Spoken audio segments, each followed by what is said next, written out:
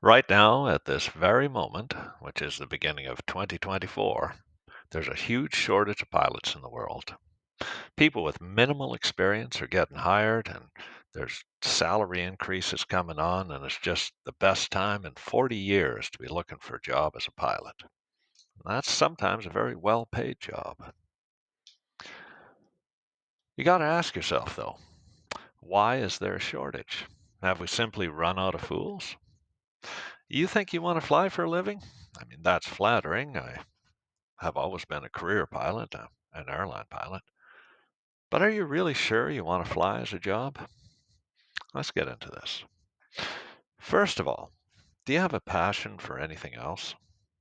I mean, do you like working on computers or building things or investigating problems in science?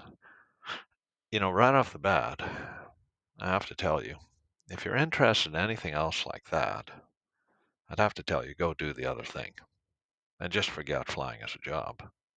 I mean, even though it's the best time in my lifetime to look for a job flying right now, it's still lousy. I mean, it's not solid. After you spend 150,000 or $200,000 on training at some aviation college, nobody's going to fall over themselves to try to offer you a job. I mean, there's jobs for experienced pilots, but when you don't have experience, you generally have to beg for a job. I mean, after you spend enough money to buy a house, well, a small house, on training, um, it's not like you're a seasoned aviator. I mean, even if your dad knows somebody in aviation, it'll be a completely big favor to hire you as a 250-hour pilot and actually pay you some wages, something equal to McDonald's restaurants to start out flying. Most of these new commercial pilot jobs, at least in North America, you start out flying for nothing, like hauling skydivers or towing gliders or giving joyrides to people, or close to nothing, like being a flight instructor. I mean, things are better now than they've ever been in 40 years, and it's still lousy starting out. So when you do get a few thousand hours or so, or these days even 1,000 hours of flying, then you can talk about moving along to a bigger, better aircraft that actually pays decent money. And that means going from a single engine piston airplane to a multi engine aircraft, and then maybe a turboprop power plane afterwards, and then finally jet aircraft. But these days, you might just skip flying the multi engine airplanes, skip flying the turboprops, and go directly on the jets. Not that anybody wants to give you these jobs. They don't want to. They want you to be fully experienced flying whatever airplane they already fly and already come with the training. They don't want to hire you on a turbine airplane without turbine flying time. They don't want to hire you flying jets if you don't have jet time. The only reason they're hiring you is because they ran out of other people that did have that experience who are willing to work for whatever wages they have and in the location that they're at. We just ran out of fools, really. So they can take you. I guess that might qualify you as the next fool. I mean, by the time you hear this, maybe the situation will have changed. I mean, sooner or later, this whole situation is going to be back just like it was for most of the last 40 years. That's no jobs for new pilots, not much money or no money starting out. And during the usual times, it's just really hard starting out trying to get some flying hours. I mean, joining the military used to be a good way to get some flying hours, but militaries they don't fly much without an active war going on, and you might not get many flying hours anyway being in the military, considering most of the flying jobs in the military are a lot of desk work and a lot of military officer stuff instead. You'd have to like just being in the military to join up. It's not something that you do because you want to get flying time, especially in countries like Canada, where most of the pilots in the military don't fly. They're just doing other jobs and occasional flying. Generally, though, flying, it's going to cost you to get into. It'll cost you silver and gold, and you pay in time or money. With a basic commercial license, you're basically qualified to scrub toilets and work as a mule throwing baggage. And I mean exactly that. Generally, in normal times, which right now is not normal, but in normal times, you generally get your commercial pilot license in a couple of 100 hours, and then you go work for some operating, throwing bags on the ramp, and then they may let you come along flying as co-pilot, maybe even on an airplane that doesn't legally need a co-pilot, like a Cessna Caravan, but their operations manual might say for a particular contract, like with the government, you need two pilots. So on that day, you sit in the right seat as a co-pilot, you log a little bit of time. But, if on the next sector they're hauling freight and they need a little more weight in there, they kick you off at some native reservation up north and then pick you up on the way back. So this gives you a general indication about how valuable you are. Now, if you don't like the sound of this, being the head mule and the toilet cleaner and the baggage thrower at some company, you're probably wondering, is there a way I can get a job just flying right away? And the answer is yes, there is. There's several ways. If you want a flying job right away, there's a few options. First option, for just a few dollars more, you could become a flight instructor. So, the old adage, those that can't do, instruct, teach, right? So you might think that a brand new pilot isn't a very good person to become an instructor, and you'd probably be right about that, but nobody else works for those miserable wages, so why not, right? I mean, as an instructor, probably get paid a little bit less than working at McDonald's. I mean, depending whether you're a manager in McDonald's or not. Uh, but you can get your first 1,000 hours or so, and then you're on to bigger and better things, depending in good times or bad times. I mean, in good times like 2024, right now, you could go straight from the flying school to an airline. And that airline, you'd be up around $100,000, no time. But regularly, after a year or so of instructing, you're just working with some little charter company, most likely.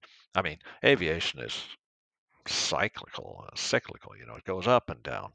And it's like the canary in the coal mine. I mean, the coal mine's like the economy. A little bit of trouble and something that charges big money, like aviation with small profit margins, that's the first thing to go down.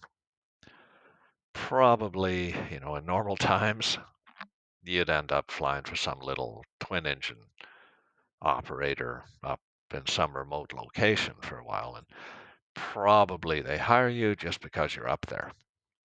So, you're working on the ramp for somebody, flying the occasional flight, and then one of their pilots quits. And that's how you get your first job. Or maybe you flight instruct for a year or two, and then you have the experience, and then they actually give you the job for real instead of having to work the ramp. But, all of these things, you're going to qualify for food stamps generally. I mean, if your dad's rich, maybe you can skip some of this. You could pay for your own type rating at some companies. They have a particular type of airplane, like a Learjet, or certain King Airs need a type rating. You volunteer to pay for your training, and then they give you the job based on that. In good times, like right now, you don't have to do this too often. But in the bad times, when you can't get a job, people do this all the time. I mean, you pay to have a job. What's that all about? I mean, it's just a way to get on to an eventual airline job where the pay is a lot better and the schedule is better. But even at an airline job, you got to understand it's something you could lose really easily because every 6 months you have this simulator test, which if you fail, maybe you lose your job. Every year you have this medical exam, which if you fail, well, you can't fly. Now, if you're at some turboprop airline, the salary starting is still not that great. I mean, $30,000, $40,000 a year. I mean, that's less than a unionized grocery store worker or virtually any engineering job. And generally, when you're starting out, you might have to work with some pretty difficult people because these smaller operators, they're a jumping off point for the bigger and better operators. And the only people that stay at these lousier little companies are people that can't get hired at the bigger ones for whatever reason. So these are going to be the people that you're working with. So it's challenging and low paid to start out. So don't believe me with this. Just hang around any airport, hook up with any pilot, or look on these online forums, and you can ask actual pilots about this. And you'll see. Ask them about wages and work conditions. They're terrible to okay. Ask them how much pilots get paid for the first years. And the answer is nothing or nearly nothing. Ask them if they're encouraging their kids to be pilots. And the answer is usually no.